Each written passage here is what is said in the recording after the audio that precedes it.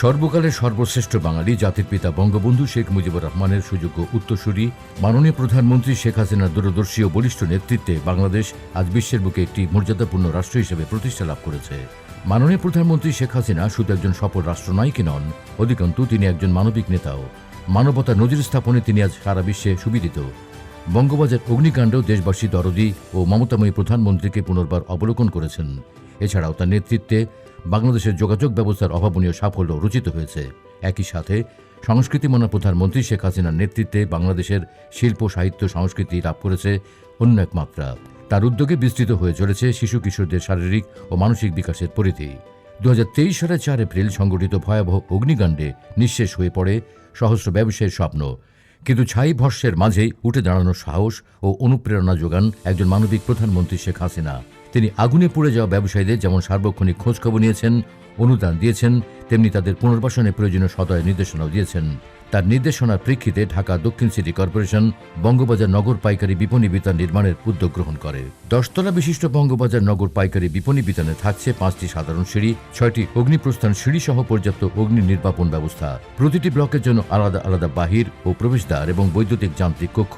প্রতিটি ব্লকের প্রতিতলায় থাকবে 4টি করে শৌচাগার। এছাড়াও ভবনের ভূমিতলে থাকবে 169টি গাড়ি ও 109টি মোটরসাইকেল পার্কিং সুবিধা।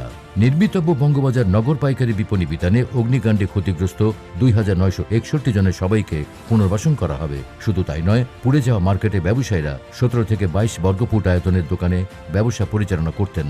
নতুন বিপণী বিতানে প্রতিটি দোকানের আয়তন হবে 80 থেকে 120 বর্গফুট।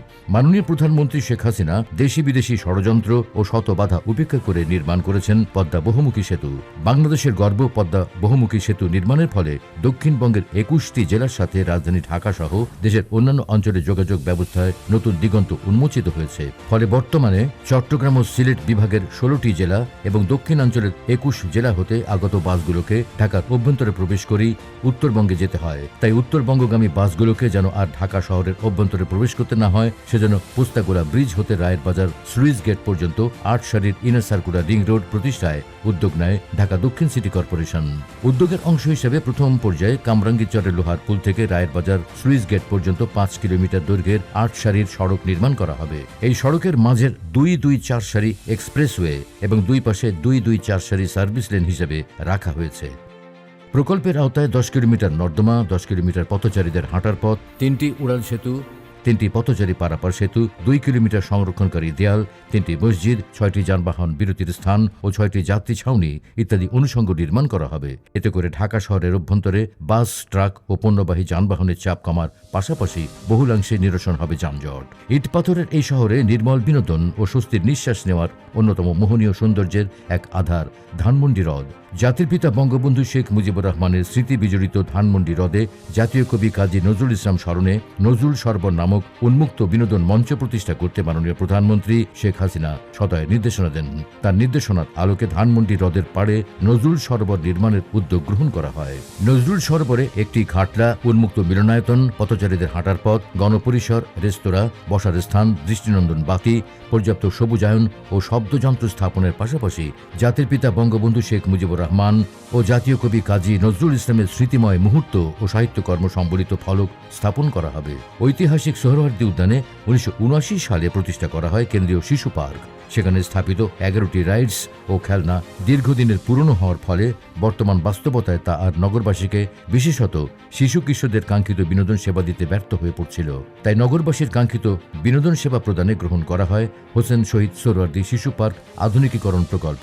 প্রকল্পের আওতায় ডিস্ক ও mega, super air race, flying carousels, galleon, 12D theatre, mine coaster, climbing car, super happy swing, water mania সহ অত্যাধুনিক 15 ধরনের রাইডস বসানো হবে। এছাড়াও আগত দর্শনার্থীদের জন্য শৌচাগার, চত্বর, রেস্তোরাঁ, বিশ্রামস্থল, প্রশস্ত হাঁটার পথ, বসার আসন ইত্যাদি প্রয়োজনীয় সুবিধাদি সংযোজন করা হয়েছে।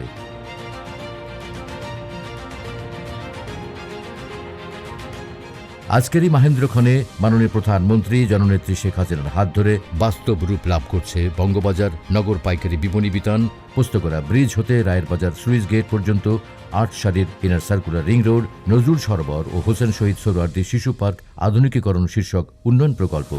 এর মাধ্যমে ক্ষতিগ্রস্ত ব্যবসায়ীরা খুঁজে পাবে নতুন ঠিকানা, প্রসারিত হবে অর্থনৈতিক কর্মকাণ্ড, সচলতা লাভ করবে ঢাকা শহরের আভ্যন্তরীণ সড়ক, সমৃদ্ধ হবে জাতীয় কবির সাহিত্যকর্মের জাগ্রত চেতনা, বিকশিত হবে নতুন প্রজন্মের মেধা মনন। এসব উন্নয়ন কার্যক্রম বাস্তবায়নের মাধ্যমে উন্নত ও স্মার্ট বাংলাদেশের অগ্রযাত্রায় উন্নত রাজধানী ঢাকা বিনির্মাণে সামষ্টিকভাবে যুক্ত হবে নতুন আরেকটি পালক।